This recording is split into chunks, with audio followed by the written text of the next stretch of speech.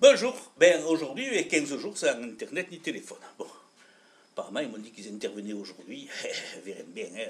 Bon, mais toujours est-il que là, il n'y a plus rien. Tous les clignotants sont à l'orange, ça veut dire qu'ils m'ont vraiment déconnecté, qu'ils sont en train de faire quelque chose. Mais il y a des fois, je me demande si finalement, il n'y a pas quelqu'un que ça le dérange, que je blagueille sur Internet, sur Facebook, voilà quoi, mais il faudrait qu'ils me le disent. En face, hein? Bon, allez, en attendant, je vais en profiter pour faire un peu d'autopromotion. Alors, vous savez que, en dehors d'écrire et de dire des contes, en dehors de faire mes petites rubriques facebookiennes ou autres, dans le style chronique Adamou, pour faire un peu l'amuseur, j'écris aussi. J'écris des romans. Voilà, ça m'a pris un jour, quand j'étais à la cabane, là-haut. L'hiver, il n'y avait pas grand chose à faire, hein, et en plus, une partie de ma bibliothèque avait brûlé. Donc j'avais plus de livres. Comme j'avais plus de livres, je me suis dit, eh bien, je vais écrire des livres pour moi. Et ça a commencé comme ça. J'ai commencé par les contes, et puis après je suis passé aux romans. Alors, romans un peu spéciaux, hein, qui tiennent à la fois du thriller, comme ils disent, et du conte.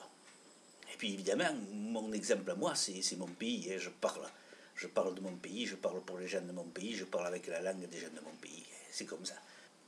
Le premier livre que j'ai écrit, c'est une sorte de conte qui parle aussi de mon pays, de villages que les gens devineront, et qui se passe pendant la période de ce qu'on appelait la drôle de guerre.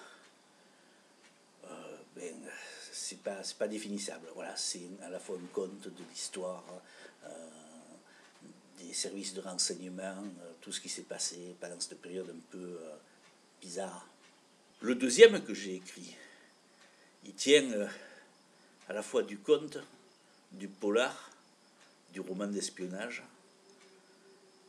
On parle des liens étroits qui existent entre, on va dire, certains intérêts privés, les multinationales, des organismes de renseignement, la politique.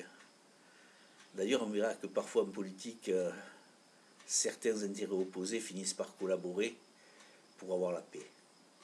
Celui-là confirme le précédent. En fait, en écrivant le premier polar en question, trailer, roman d'espionnage, j'ai inventé des personnages. Parmi ces personnages, il y en a qui me sont devenus sympathiques. Donc je les fais réapparaître dans un second volume. Là, encore, vous y verrez certaines magouilles, certaines choses. Et puis, toujours avec cette idée de ce fameux commissaire Perutti qui fait partie d'un organisme qui est chargé, atténuer ou désengager l'État de ses propres bavures.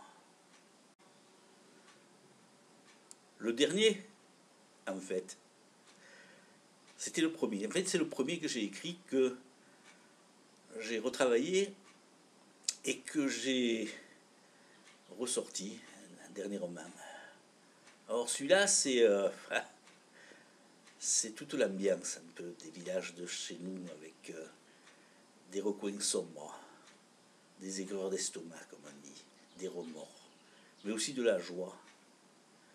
Et puis on y retrouve Perutti, le fameux commissaire, et son équipe qui est chargée de nouveau d'éviter que la responsabilité de l'État soit engagée.